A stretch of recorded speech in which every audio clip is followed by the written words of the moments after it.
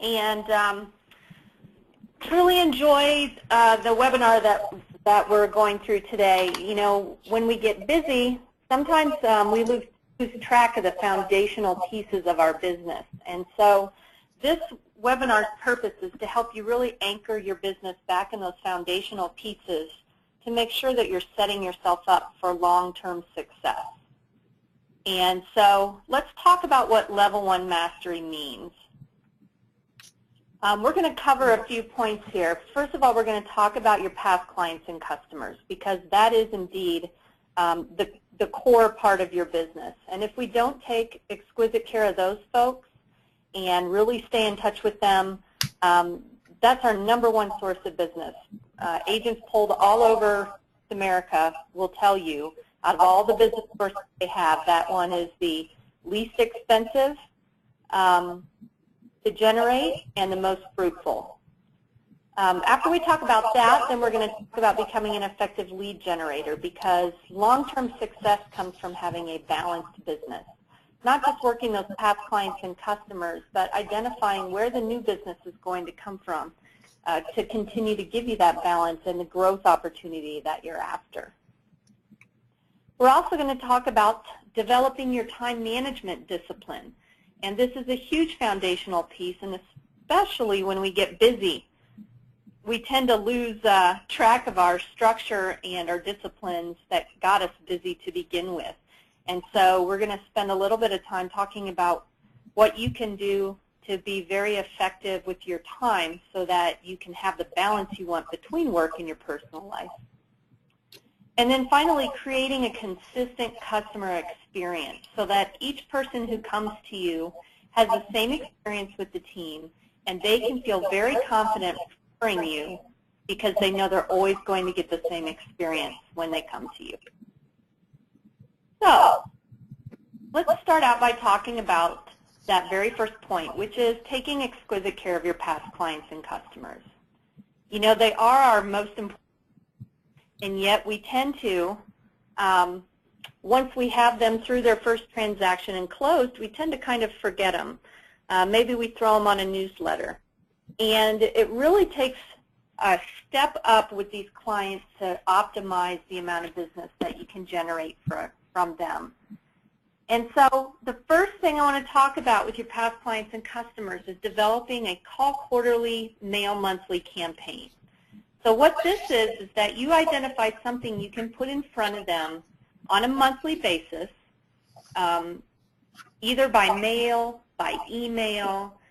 It doesn't have to be traditional mail. When I say mail monthly, it could be an e-newsletter, it could be a postcard. What's important is the consistency and that you're always in front of them. And then calling them quarterly, actually getting on the phone and leaving messages for those people. And we're going to talk about a formula to get you doing that. Now, what is the point of doing this call quarterly, mail monthly campaign? Your people need to be receiving 2 bits of communication from you every time you reach out to them. Number one, that you're still in the business. You know, there is 80% turnover in the real estate industry every 18 months, and so it's realistic for them to forget you, basically, when it comes to real estate. You have to keep that front and center for them, that you're still in the business. And then number 2, that you care about them. And we can accomplish this in a variety of ways, providing them something of value, giving them information about what's going on in the market, offering them tickets to a local play production. There are so many different ways that you can show a gesture of caring. Again, there's 80% turnover in this business every 18 months. Think about that. 8 out of every 10 agents will be gone in 18 months.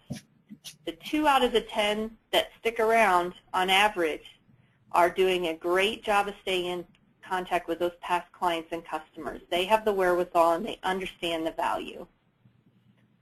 So when we talk about what you're going to put in that monthly contact, we want to treat this as an annual effort. What often happens is we get to the next month and we say, oh my gosh, I need to send something else. What am I going to send? okay, let me get creative. I'm not sure what I should be sending out.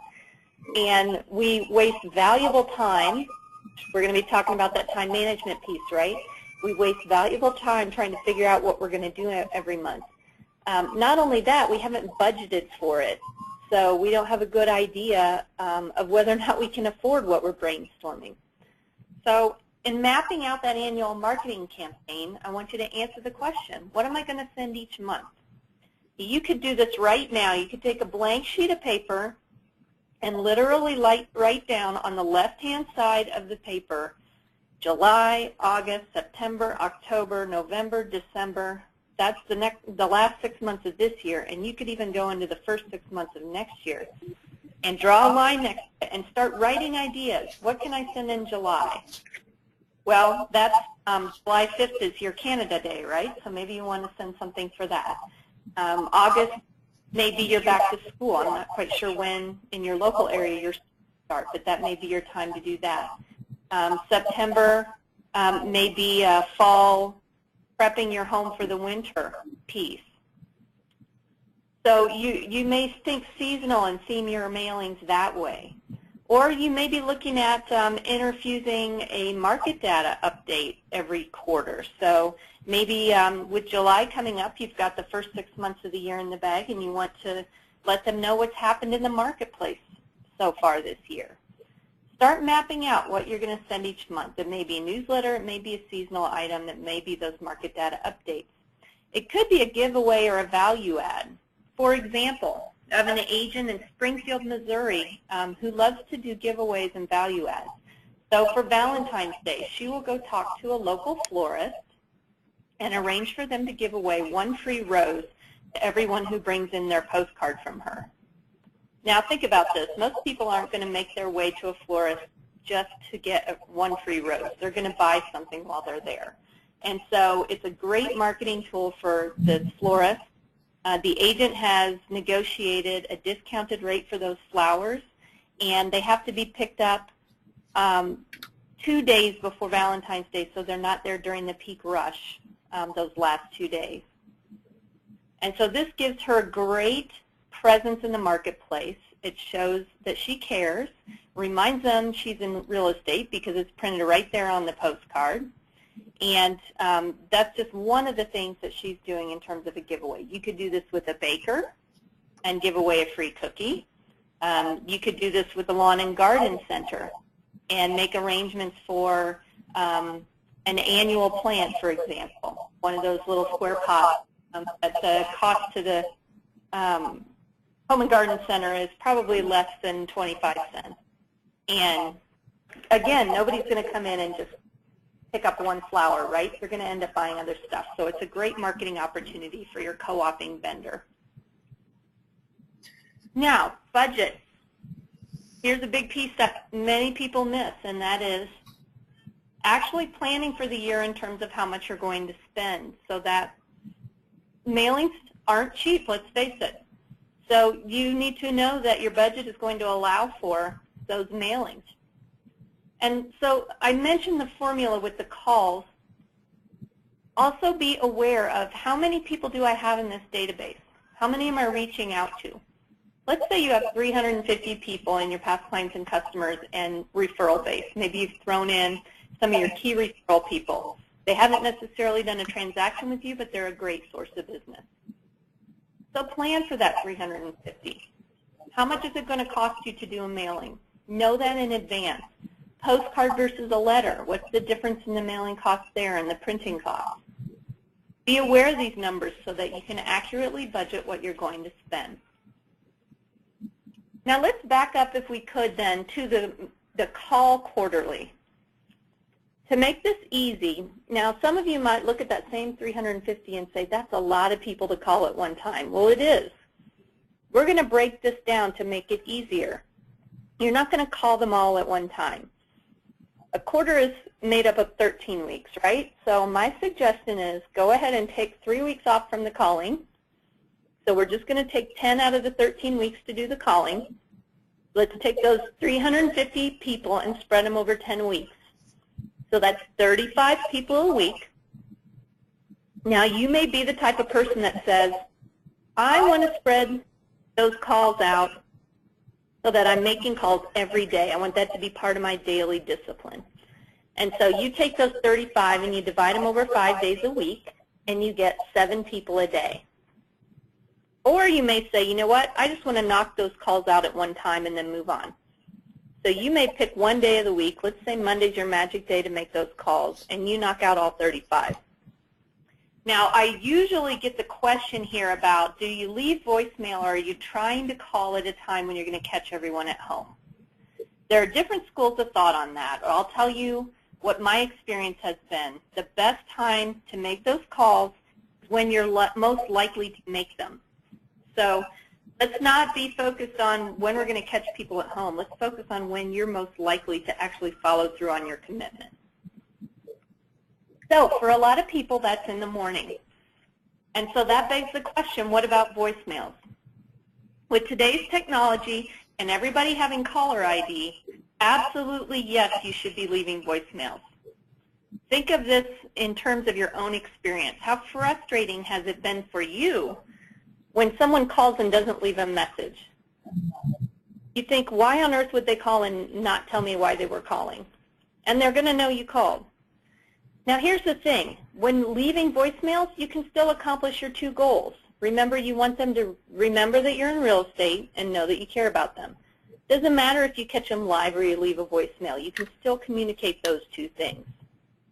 And so yes, always leave a voicemail message. All right, so as we put together this marketing campaign and we look at how we're taking care of those past clients and customers, this is one of the key foundation pieces we need to put in place in our business. I'll share that I have a local set of agents here in Longmont, Colorado, and to help them have accountability on this, they all went out and identified the same mailer that they could send out every month. I believe they purchase it through Buffini's company, but there are many out there through different companies. And in order for them to hold each other accountable, they do their mailings the same time of the month. They have a point person in the office who organizes the labels for them, and they have the same time frame to get them done, so they all get mailed at the same time.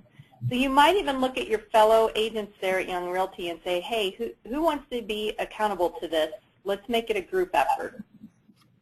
Now, I don't know how your postal system works in Canada, but in the United States, you can do a bulk mailing discount. And so they've also been able to, because they've gotten enough people involved in this effort, they have enough pieces going out that they have qualified for the bulk mailing discount. So something else for you to look into. All right, so let's go to the second foundational piece then, which is becoming an effective lead generator. Amy, if I can interject real quick, just before we go on, I guess it's a good point to talk about their past clients. For me personally, it was the single most important thing for me to grow my business when I was selling real estate. I literally saw a doubling and tripling in my sales business when I just focused on the people that I worked on in the past, so my past clients. And it cost me a lot less money, and it cost me a lot less time. I didn't have to rebuild the relationships. And what I realized was that it didn't take a lot of things. Like you said, you know, a quarterly phone call, and a monthly email. I used to do actually physical newsletters because email really wasn't that big back 6-7 years ago in terms of like drip campaigns and whatnot. It just didn't exist. And with today's technology, this is so easy for people to do. So easy, in fact, that I guess I can announce it now. I was going to announce it at our next sales meeting in July. But we brought on someone who is basically going to be doing the client retention program for Young Realty. There's no real estate brokerage in the world that I'm aware of, including all the big banners, who actually focus on the past clients. So what we're doing for our Young Realty realtors going forward as of July 1st is we're going to be doing a client retention program where it's almost like a customer service service for our realtors and their clients. So we will be managing that quarterly phone call for them on their behalf. So the call will be made on their behalf. It's a way that I think is going to help our agents in-house grow their business. It's also going to help them retain their clients. And it's probably the most important phone call they can make. But like you said, like most agents just don't do it. They're either out of the business or they just don't even do it. And one way to stay in the business and to continue to grow your business is to make that phone call. And it's so easy to do. So easy, in fact, that we'll be doing it for them. That's incredible, Stephen. I just applaud you for taking that step as the broker owner and saying this is so important that we're going to make it part of the program. Brilliant. Absolutely brilliant. And yeah, so the other point on that is there's three, I'm always harping at our agents about there's only 3 ways to build any business. It doesn't matter if you're selling real estate, if you're selling pens, or you're selling socks, it doesn't matter, okay? There's 3 points. You have to either grow your client base in order to grow your business, or step 2 is grow your clients' sales purchases, or 3 is grow their utility or relationship capital is what we call it. Step 1 is growing your client business. That's done. We'll coach that. I think you're going to be talking about lead generation. That's really how you grow your client business. The follow-up calls, really, it's not about necessarily growing the client business, but retaining the client. Every client sells their home on average in North America every 7 years. They're going to forget about you. It's not because they don't like you, just because 7 years goes by. There's a lot of things that happen. So one, it's important to retain the clients, not necessarily to grow the clients, but to retain the clients that you already had. The second step of their purchases, one item of value that I'm always telling the agents to give back to the clients are your clients, if they're into real estate, they enjoy real estate, they probably want to buy more of it if they understand sort of the investment side of things and how to grow wealth using real estate. Most agents don't go back to the clients because, 1, agents don't know how to teach them about investing in real estate, but 2, the clients themselves don't know the first thing about it. So if you coach them on how to buy more real estate, they're happier. You can work with them less than every 7 years, and you're making more commissions at the end of the day. And the third step of the utility value, that phone call, a monthly email campaign or newsletter, whatever you're doing, the utility value is basically what they give back to you. What is the referral that they give back to you? It's not just necessarily about that client specifically buying or selling something, but their friend or their family member who wants to buy something as well. You always have to be in contact with them. It's the best way to grow any business, and it's the cheapest and most effective way to do it. Very well articulated. I'm going to start having you go with me, Stephen, when I make this presentation. Okay. All right. So that's all. I just want to interject on that point. I think it was a very important point to make because I've always seen So I used to work for a big company, and like all the other banner companies, I know how they operate, and not one single one of them focuses on the client, which is unfortunate. So that's what we want to do going forward with Young Realty. That is our bread and butter, after all. Absolutely. All right, so let's jump in then and talk a bit about lead generation. And becoming an effective lead generator, what does that look like? So the thing that I see most agents do, and it's natural, especially when you're newer in the business, is you try to be all things to all people. You'll drive anywhere, you'll sell anything. Somebody's fogging a mirror, they're a warm body, let's get them into a piece of real estate. This can wear you down faster than anything else in this business. And so how do you decide what's going to be your specialty, where you're going to focus in terms of lead generation? One great area to look at is target markets. So you might have a particular neighborhood, for example, that you really want to work. Or you might have a particular price point you want to focus on. Maybe you are master with working with first-time home buyers, which would be a demographic target market. It's really drilling down and identifying what is the best area for me to work that's going to feed my business and also be something that I enjoy doing. Now, the mistake I see most people make, Stephen, when they go to do geographic farming is they don't do their research to find out what the potential is and what competition they're facing. So I want to take just a couple of moments here to address that and talk about what you should be looking at when you're determining where you're going to geographic farm or market to. So the first thing we want to look at is what sort of turnover is available in that area. So just give me a neighborhood, Stephen, that would be in your market area that somebody might want to farm. Well, in Toronto, we focus a lot on condominiums downtown, this particular office that we work from. So, let's say Yorkville, for example, that's where this office is. Okay, so I decide I'm going to market to Yorkville. First thing I need to look at is how many units are available to sell there in a year. If I'm setting a goal of 40 transactions for myself over the course of the year, and I choose to farm an area that only turns over 12 transactions a year, that's not a lot to pull from. Now, wouldn't it be lovely if we all could get 100% market share in the areas we farm? That would just be great. If we could count on those whole 12 transactions to come right into our pocket, that would just be delightful. It's not reality, however.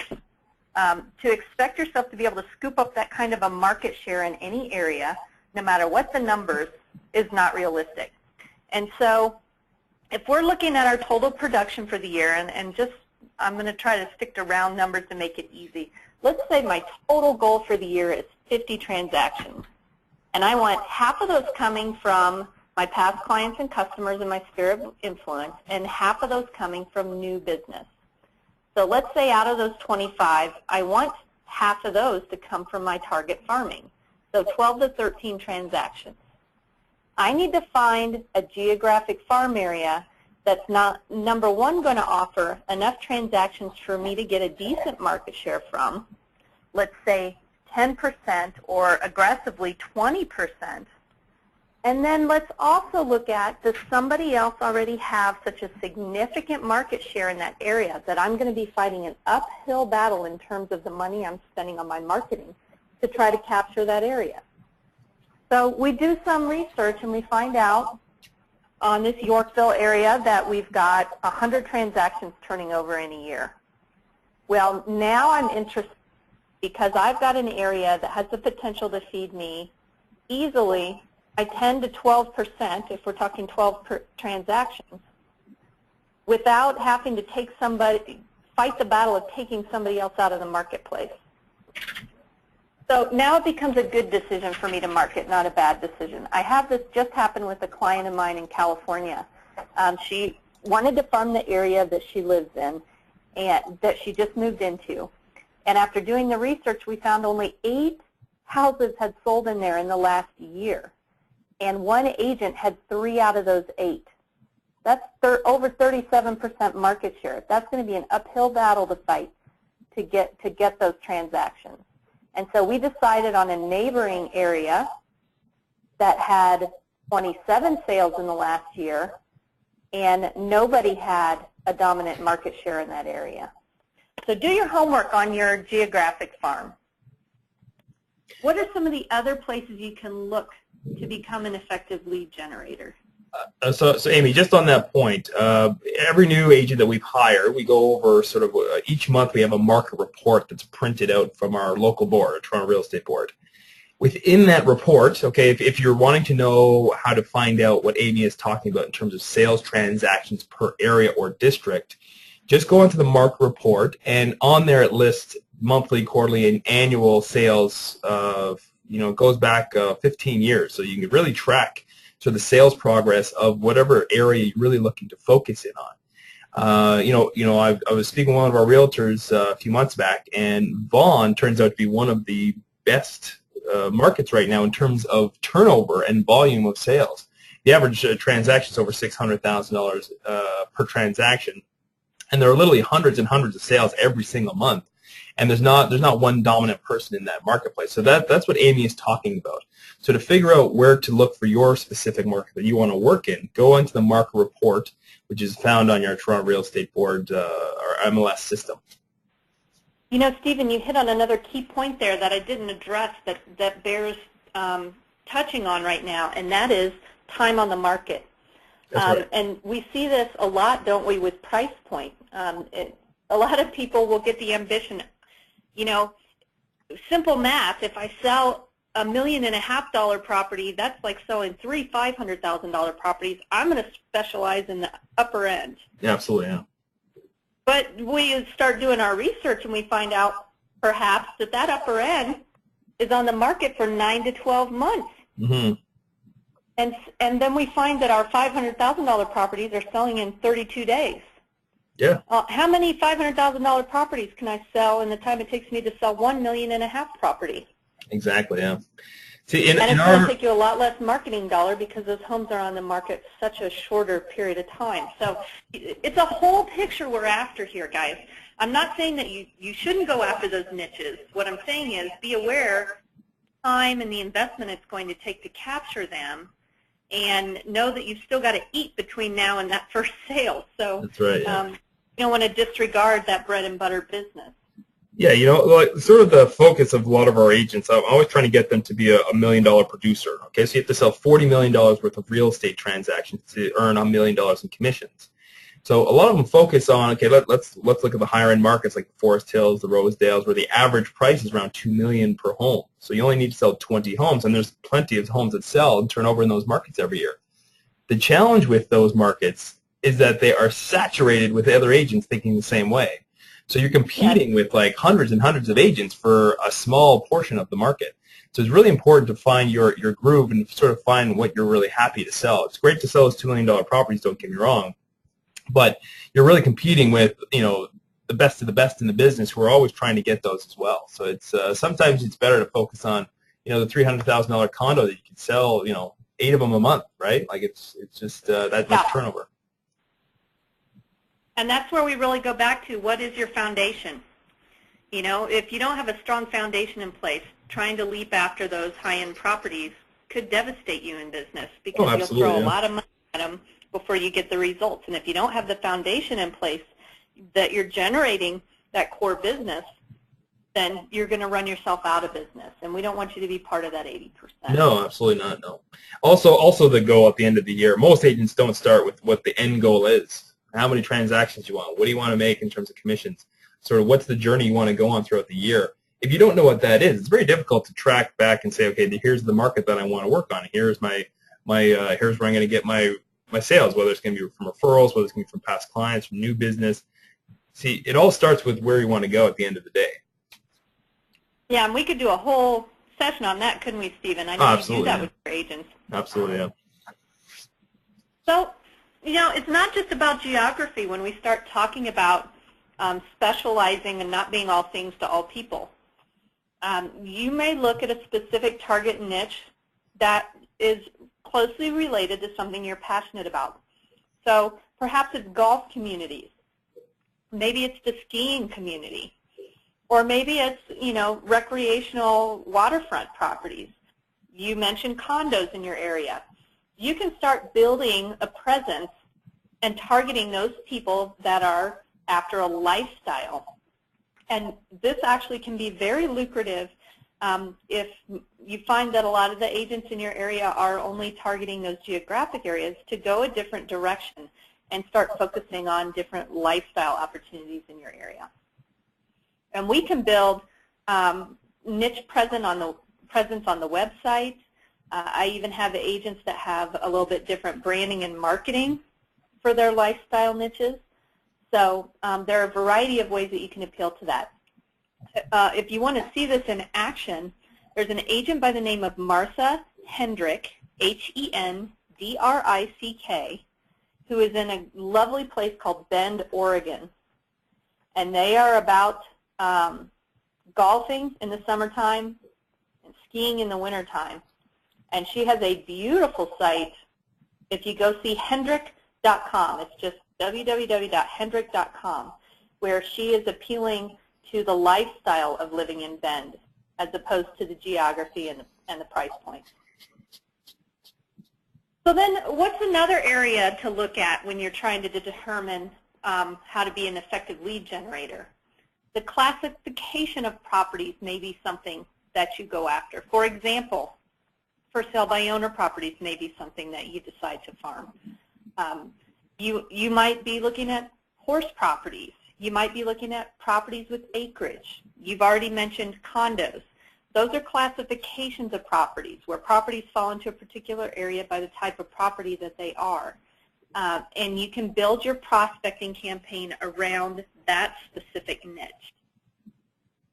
Again, we're going to do the same research on those types of niche marketing opportunities that we would do if we were doing a geographic area. You know, you may tell me, you know, our market, we don't really have for sale by owners when we go out and look, there aren't that many people selling by owner in our area.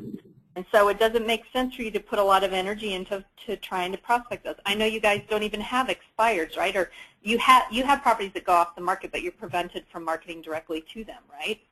Yeah, well, we have a holdover period, so it's usually around 90 days after it's expired that you can't contact anybody. So after 90 days you can? Yeah. Well, let me just share with you then. I have several clients working the older expired properties, the ones that are 6 months up to as much as 3 to 4 years old, because the market has shifted so much in their marketplaces in the last year that people who went off the market 2 to 3 years ago have no idea what the current market conditions are. And they're having great success just sending traditional mailers out to those people. And in fact, I have a client in Indianapolis, Indiana who just did this 2 months ago, decided he was going to go back and grab the expireds from 2009 through 2012, and he ended up mailing a total of 2,400 people. He weeded out all the properties that were either not in ideal areas or not in a price point he wanted to focus on. The first day his mailing hit, he got 11 calls from people to come list their properties. His goal was to get 40, and over the course of 2 weeks, he did get that number up to 40. But in the first day, 11 calls. So it might be something you guys want to look at, and I'm happy, Stephen, to send that letter to you. It wasn't anything, wasn't a bunch of bells and whistles. It was just a very to-the-point letter about the changes in the market and what's going on. So might be a niche you want to consider. Yeah, no, that would be great. I appreciate if you could send us that, and I'll get that up to the agents as well. Yeah, absolutely. So today I know we're talking about going back to the basics. So just on that point, we're touching on a lot of different things here. And so for some of the newer agents, like brand new agents who have the time, it's okay to do this yourself. But from some of the experienced agents who I see, not even in this company, just outside the company who are trying to recruit, they've been in the business a long time. They generate the business they want, but they're still doing all this by themselves. They really need to get this farmed out to somebody, whether it's a different company, whether you hire an assistant, whether you do it virtually, whatever it is, you have to be doing this one. But really, as an experienced agent who's busy selling, you need to get somebody to do this for you. I think that's a really important point for some of the experienced agents. Yeah. You got to get that leverage, and whether it's somebody there in-house, a virtual assistant, or even a company. For example, there's a great company called Discover Publications, and they do a good old-fashioned print newspaper as your newsletter. Beautiful piece. I know a couple of clients that are using them and really happy with them. Leveraging yourself that way. They do a pre-printed newsletter, or you can customize as many pages as you want to. That's another way to leverage yourself. Look at companies that already have pre-done material. Teldon Marketing out of British Columbia also does a fantastic job. And they have a very high-quality newsletter that you can use along with a bunch of other mailers. So look at what's available to you. Don't think you have to invent this all on your own. There are plenty of resources out there, in addition to people out there, to help leverage your time. And even if you're a single agent, if you know the best way for you to generate business is for you to be on the phone, for you to sit and stuff mailers isn't the highest and best use of your time. Find a neighborhood kid who will stuff those envelopes for you for $8 an hour and put your stamps on. We don't say lick stamps anymore. I don't think they even make the lickable ones anymore. But, get those envelopes out the door for you so that you're freed up to focus on the highest and best use of your time. Absolutely. Now, in terms of what am I sending to those people, you could be, I don't know how you're set up in terms of websites there, Stephen, but blogging is a great way to start building to a specific niche. And so you may say, I want to work, I want to start working this condo market, and I have this specific development that I'm going to focus on. Become the expert on that area. Start sharing information that's specific to that area. The thing with blogging now is, as you capture those leads, you've got to make sure that you have a follow-up campaign in place. That's right. And go ahead. So we talk about a marketing funnel. So part of the marketing funnel is once they get into the funnel, what's the next step? Most people just have that first step of getting them in there, and that's it. They don't follow up. They don't do anything with them. They don't send them any items of value, nothing. So that's why it's important to have step-by-step process right down to the point. Well, and we've got the statistics straight out of the National Association of Realtors that it takes 5 to 8 connections before people are going to start having a conversation with you and want to move forward. So yep. if we decide we're going to go after for sale by owners, we only make that first phone call, or we knock on the door one time, we're wasted effort, in my opinion. You've got to already be thinking in terms of what is my long-range campaign to stay in touch with these people. They're now saying that people who start their home search on the internet, which is I think 91% now, the statistic just went up again, that they may be 18 months to 2 years out on a decision. So if I'm not prepared to stay in touch with these people for up to 2 years, I'm going to lose them.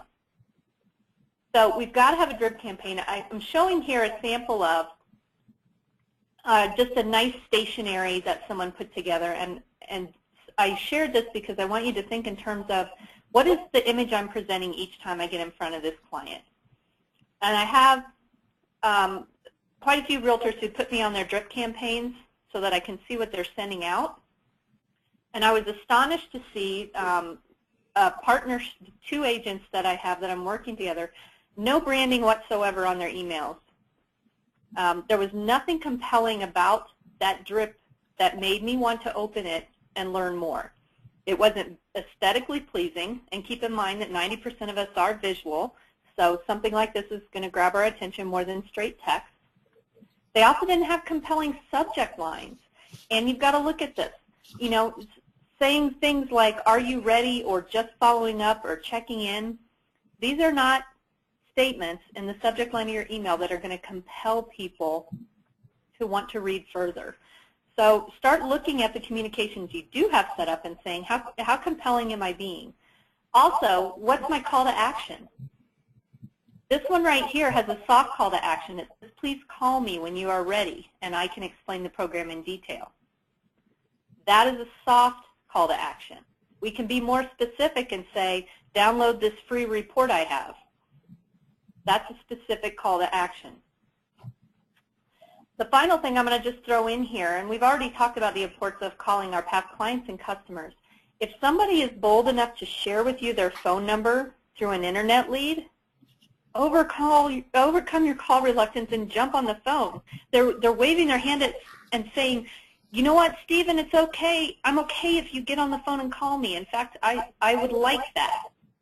Don't miss that opportunity to jump on the phone and call them. I think what happens is we hide behind our email, right? It's easy to just fire off an email and then hope for a response. Think that 99% of your competition is doing the exact same thing. What's going to make you different? It's how you present yourself. It's what you're willing to do. And so overcome that call reluctance and jump on the phone. Yeah, technology is a bit of a two-edged sword, right? Like, it's obviously opened up the door for a lot of people at a really, cost-effective way to keep in touch with their clients through email. It's basically free. The challenge with it, though, is you lose that personal connection of that, the phone call or the sort of in-person meeting or just going for coffee with their clients. The sales is still a contact sport at the end of the day. Nobody's just only going to email you and say, don't ever come to me or don't ever call me. We just sell my house. That's never going to happen, right? So you still need to get over that fear of speaking to people on the phone, be seeing them in person. You still, at the end of the day, have to have that. It's great to sort of create the lead from the online, but you really have to get in front of them. The number one complaint about realtors continues to be the lack of communication. Yeah. So you're already, just by picking up the phone and calling, taking a step beyond your average competition by being willing to do the one thing that most people aren't willing to do, and that is communicate. Yep. And so then I hear this a lot. Well, what am I going to talk to people about? I hear it more with the past clients and customers than I do with the new leads. I mean, the new leads is pretty specific what you're talking to them about. But strike up real estate conversations. It's a subject that everybody has an interest in at some level. We all have to live somewhere. And so real estate is something that is of interest to everybody on some level. So think of it in terms of, instead of thinking I'm out for a sale, I'm out to prospect, think I'm striking up a real estate conversation with everyone I encounter. We could spend a whole call, Stephen, on techniques for lead generation, and I know that you spend time with your agents on that. Mm-hmm. So we're not going to continue down that road right now because we have two other foundational pieces I want to cover. So just to recap on the lead generation piece, identify where you want to focus your efforts, what are you going to put in front of those people, with what frequency. Make sure that you've done the research to know that that niche you want to focus on is a good place for you to spend your time and energy and resources. It's also important to put yourself in the shoes of your client. Like, if you were a client and if you weren't a licensed realtor and you're selling your home, what would you want from a realtor? Would you want the communication? Would you want the updated information? Think about what your clients are thinking about, what they want, not necessarily what you necessarily want to put out there. So I think most agents stumble on that, and people who are coming into the business, they come into it not necessarily for the wrong reasons, but we've hired people who, they're like, I wanted to get into real estate because I saw how much money my realtor made and they didn't do any work. Well, there's this perception that they're not doing any work, but in reality, we do a ton of work. We just may not communicate that to our clients what we actually do for them. Yes, that's a very good point. And there are ways in both sides of the transaction to communicate that. And I believe we touched on this a bit on our last webinar, Stephen, about the materials that you're putting in the hands of a prospective seller or prospective buyer at the time you have that first significant appointment. Right. Articulate to them what it is that you're doing. Show them what the process is. Let them be aware of all the work that goes into transacting real estate. And you can do that through your pre-listing book or seller package. Yep. You can do that through a buyer package that you put in the hands of that prospective buyer. That could be their homework book, and anytime they're with you, to bring that book so they can make notes on the properties they're looking at. But it also includes a flow chart of all the things that go into the process that maybe they aren't aware of and won't see unless you point them out to them. That's right. All right, so then here's the biggie. When we enter the real estate profession, perhaps we're coming from a corporate background, or we've been a teacher. We likely came from somewhere that had a lot more structure than the real estate business typically has. And so suddenly we find ourselves with no time clock to punch, no boss to report to, and no IT department if something goes wrong. So we lose our time management. We end up, whether it's the something shiny syndrome or it's putting out fires, we're doing one of the two, and we lose our time management discipline. Now, some of us resist time management just because we want to have the freedom to do what we want. And what we overlook is that time management is what brings us true happiness. And so I want to encourage everyone to start thinking about their days in terms of adopting time management, which gives us freedom, not takes it away. And so how are you practicing good time management? This is something that even seasoned agents struggle with. You've got to prioritize what's on your plate.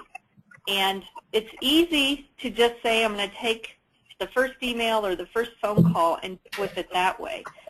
We don't look at all the tasks at hand and say, okay, what's most important, what's getting me closer to my goal, and what's taking me further away. So, learning to adapt to situations. And this ties right back into the prioritizing.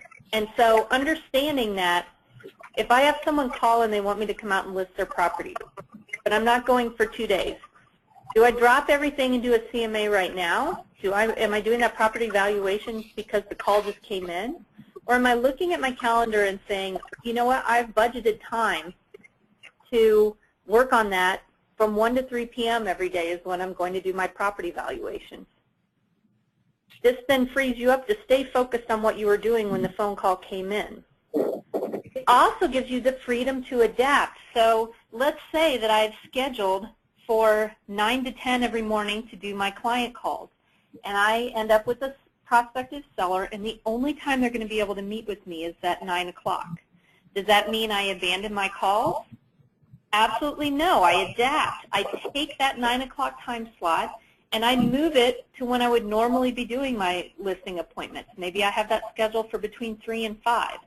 So for that day and that day only, I'm making a choice based on priorities to adapt for the convenience of that client and for me to still achieve my goals, I'm going to drop that into my 3 o'clock time slot. Don't abandon the things you know you need to do to have a solid business because one piece of business comes along. Because frankly, we don't know if that property is going to convert or not. We do know we need to go on a certain number of listing appointments to take the number of listings that we want. So don't abandon your prospecting activities because you're busy getting appointments. Are you willing to ask the client and customer to adjust? This is one we almost always overlook. When someone says, well, I'd like you to have you to come over at 6 o'clock tonight to talk to us about listing the property. How many times do we simply just say, okay, I'll meet you at 6? Instead of, I have an appointment at 6. Would 9 or noon tomorrow work better for you? The vast majority of people are going to accommodate and give them alternatives. Now, if you have that one person out of 10 who just cannot make the switch, then absolutely you're going to adapt and you're going to move your schedule to take that appointment. I'm not suggesting you turn them down simply because they can't meet you at 9 o'clock in the morning. However, we never ask the question. And so my encouragement to you is to start asking that question. Start fitting it into your schedule and what makes sense for you, instead of always dropping what you're doing to accommodate somebody else. It's all about choice here, Stephen. You know, sometimes we're just afraid to ask the question because we don't know what the answer is going to be. And the beautiful discoveries people are willing to accommodate, you know, don't sacrifice the time with your family because you think you have to do listing appointments on evenings and weekends.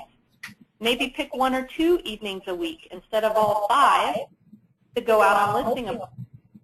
So when they want you there on Wednesday, say, you know, I'm already booked on Wednesday. Does Thursday or next Tuesday work better for you? Give them choices, and you be at choice about your schedule. So the other thing I want to encourage people is to be proactive versus reactive. What I mean by this is we tend to make choices in our schedule based on whatever fire comes up in front of us. If we're planning and we have good time management, then we've allowed time to deal with those things that pop up. If we don't put a schedule in place and we don't think in terms of what's the highest and best use of my time and where should I be focusing, then we're going to be reactive.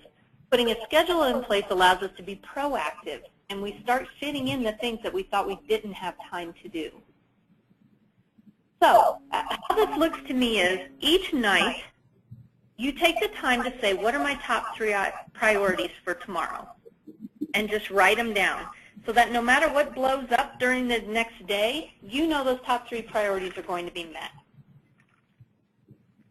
Block certain time for activities like your prospecting, like time spent on social media.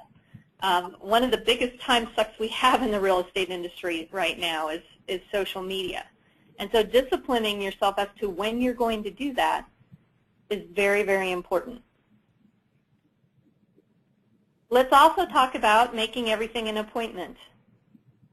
Doesn't matter to me what it is in your life that you're trying to accomplish. If you live by your calendar, you will get more done in less time and feel better about the outcome.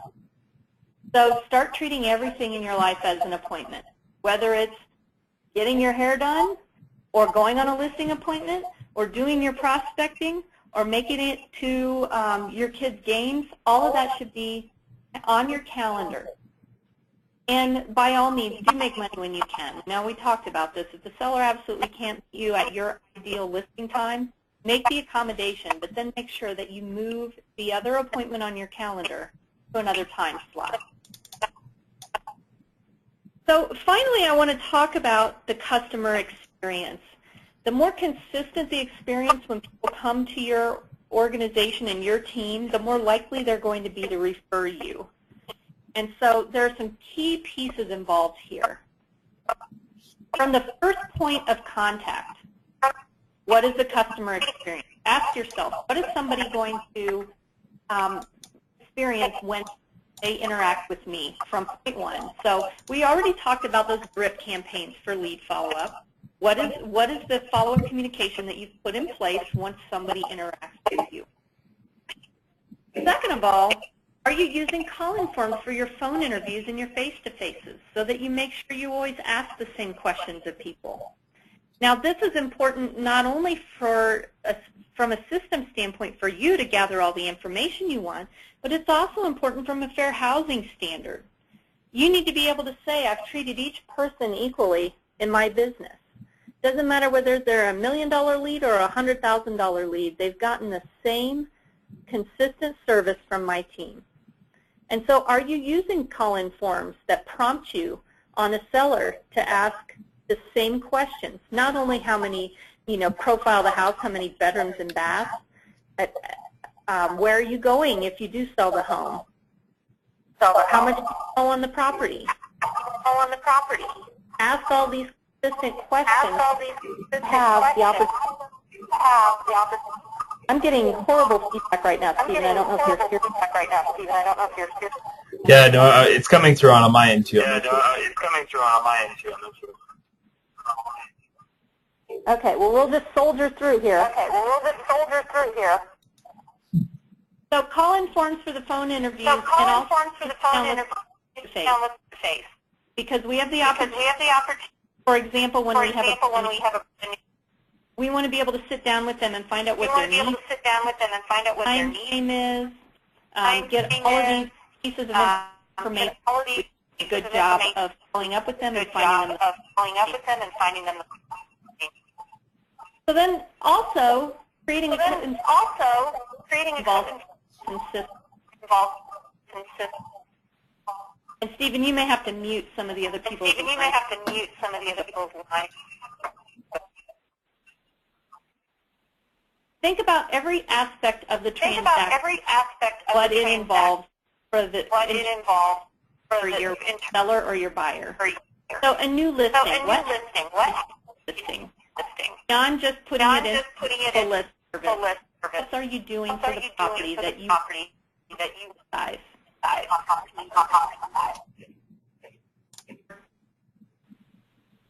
This may include your virtual tours on your properties. It may include a posting on your Craigslist and anything else that you want to include as a new listing. It may include an announcement to your fellow realtors.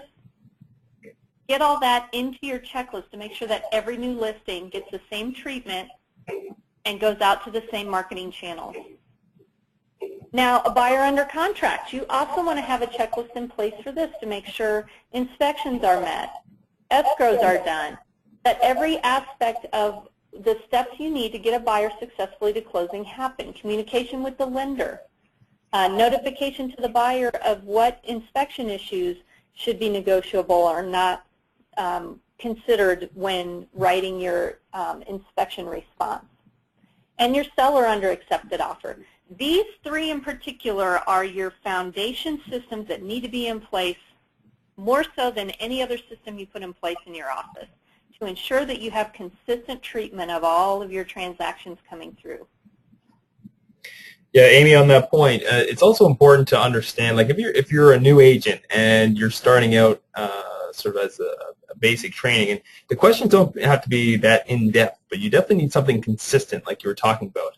But going forward, as your business expands and you start hiring assistants or buyer agents or listing agents, whoever it is on your team, everybody needs to have that same questionnaire or some type of system in place. So it's important you start now as a beginning agent, and then as you grow and develop, you'll understand that it's very easy to hire an assistant and say, here, just ask me these questions. It's very easy training. But most agents tend to not do this process, but it's very important.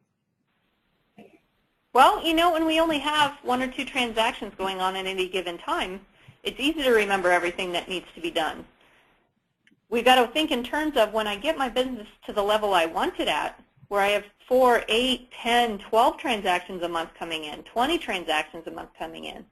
I can't possibly rely on my precious little brain to make sure that all gets done. And you hit on the very important point there, Stephen, which is you're going to have other people following your systems. Ultimately, you have to leverage yourself, and they need to be able to pick that ball up and run with it using the system that you've already put in place.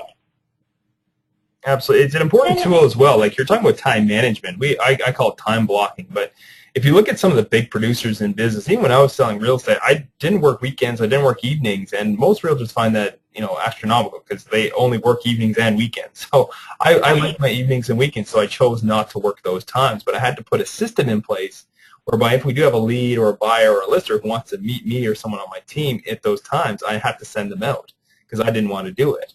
And that's a choice that I made. But if you don't have these systems in place and you can't tell somebody what to do, you're going to be working around the clock 24/7. That's just the nature of the business, unfortunately. You run the business or the business runs you, right? That's so right. You've got to identify what you want that to look like and then put the systems in place to make it happen. And then here's an important one. How are you adding people into your past client follow-up? Once they do get to closing, how are you making sure they get on your mail, monthly, call, quarterly campaign? You've got to get them incorporated in so that they get on that automatic drip system so that you're staying in touch with them over time. Mm-hmm. And that's another part of the consistent customer experience and the systems you put in place to support it. Yeah, we have in-house software called Lone Wolf software. You're probably familiar with, Amy. And what we do is we use that, or we give it to the agents to use. It's a great system to use. The challenge is you actually physically have to input it into this program. But there's also other companies who somewhat automate it, like I think it's called Salesforce. There's MailChimp. I use a software program called Infusionsoft for a different company that I own. The problem with Infusionsoft is very expensive software. I wouldn't recommend it necessarily for real estate sales, but some of the other ones are really cost-effective. They're not very expensive. There's one program called Top Producer as well. So people are wondering what type of systems to use. Those are pretty good. But Lone Wolf is a very robust system, and it's free for all our agents who join Young Realty as well. That's fantastic. I wanted to show you, your call-in form could look like anything you want it to look like. I wanted to show you one of my clients' forms because he's added some really, we all have the standard, what's your information in terms of how to contact you, and you see that on the top of this form. Down on the bottom, information about your present home and the future home you're looking for. This particular agent, Anthony Askowitz, is out of Miami, Florida, and he added some questions in the middle that I think are very valuable that you might want to consider adding. And I don't know how well you can read this, so I'll just read through them real quick. Number one, why do you want to sell? Number two, when would it be convenient for all decision makers to meet with Anthony? What he found was that he was going out on listing appointments sometimes where not everyone who was going to be involved in the decision to sell the property was present at the meeting. And so that created the need for him to have additional meetings. And so he started asking that question up front. Number three is to help identify other sales opportunities. Do you own any other properties in the area? If yes, where? Number four, are you thinking of listing them also? Number five, where are you moving? And if it's not local, the second half of that question is, do you know a real estate professional there? There's an opportunity to place a referral and produce additional revenue. Number six, when do you need to sell by? That tells us urgency. Number seven, what do you think your house is worth? That tells us how realistic they're going to be about pricing. Number eight, are you interviewing any other agents? I would tweak that question to say, what other agents are you interviewing? Because it's easy for people to answer yes or no. When you ask an open-ended question, then people don't have time to think on their feet to make up an answer. They tend to just give you the true answer. Number nine, is there anyone else who will be helping you make a decision about buying? And then number 10, this is a great one that gave him some real insight. What are you looking for in hiring an agent? Because it's not always just about who's going to give them the price they want, right? So just some additional questions that you could add to your form that will help enrich the experience and give you the information you need to be successful. Absolutely. So and with technology, Amy, as well, with the form like that, obviously that's a printed form, I'm assuming, and handwritten out. Lone Wolf, there's a lot of systems out there in place. You can just create a web form, whether it's on your website even, and just send that out to all potential leads. So if that's part of step 2 of your marketing funnel, for example, if there's an internet lead that comes in, that should be the first email they get, just to get all the answers out there. Yeah, absolutely. So just to recap these 4 basics, start thinking in terms of what it looks like to take exquisite care of your past clients and customers. not just take care of them, but take really fantastic care of them, because they are the foundation of your future business, and they are your bread and butter. They are the ones that are going to consistently produce for you over time, like Stephen said, either with repeat transactions of their own, investment transactions for additional properties, or they're going to refer people to you. And all three of those are important and need to be nurtured. Number 2, basics, becoming an effective lead generator. And that involves getting clear on where you want to focus that effort and then doing the best possible job in that area, whether it's a lifestyle niche you're after, or you're looking to focus on a particular geographic area, you're blogging to generate leads. Become effective with that lead generation effort. Really do your research and your homework, and then put the systems in place to support it being successful. Number 3, developing your time management discipline, doing your time blocking, as Stephen mentioned. And then number 4, creating that consistent customer experience so that people have a high level of confidence to continue to use you and to refer their friends, family, and business colleagues to you. Stephen, any questions at this point, things I didn't cover? No, I think you covered everything in terms of the basics.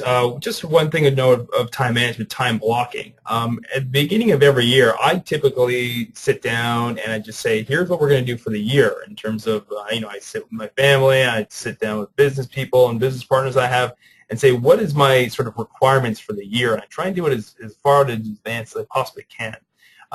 Once you take out in terms of, your vacation time, in terms of when you want to work, in terms of time with family, time with business people, certain things that are very specific. There are going to be some leeway time, but basically you should set that out really a year in advance, even 6 months out if you don't want to do the year. It'll really help you with your time blocking. So you'll understand better that each day you can't devote, 8, 9, 10 hours a day to just doing lead generation, because things will come up. Things that you just don't understand that aren't there, that will come up. You need to have certain things time blocked. So that's why it's important to do it in advance.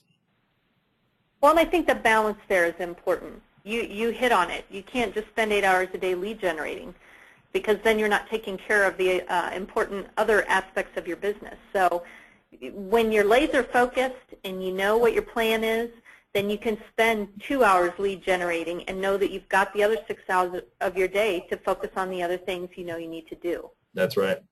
When you throw things in there, like if you look at yourself as an individual as a whole, so it's great to do sales, but what's your sort of physical life like? Do you keep yourself in shape? Are you working out? Are you time blocking all that? So if you begin to add in all these other things, right? So exercise, when are you going on breaks? When are you talking with clients? When are you dealing with family members? I was speaking with someone recently, and he said you should devote, now that social media is so big, at least an hour a day minimum is what you should be devoting to social media. So when you start throwing all these things into play, those 8 hours get eaten up pretty quickly. So It's important to manage that. Absolutely. Well, I just appreciate the opportunity to be with you all again today, Stephen. I wanted to put our contact information up there in case anybody has follow-up questions about what we covered on the webinar today or wants to talk about coaching. I'm happy to do that. You can call our toll-free number there, and feel free to visit the website. Yeah, absolutely. So I'm going to unmute everybody right now. If you have any questions for Amy specifically about what we covered, you can do so right now. If there's nothing, then we'll call it a day. So everybody's unmuted, so you can type into the web form, or you can just ask a question.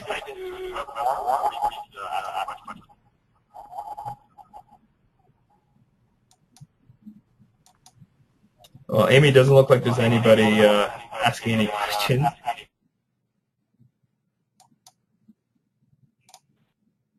So, Amy, thanks today, and I appreciate that. If you can give us those forms, that'd be great, and I'll send that out to our agents, and we'll go from there. Absolutely, my pleasure. Okay, thanks, Amy. Have a great day, everybody. You too.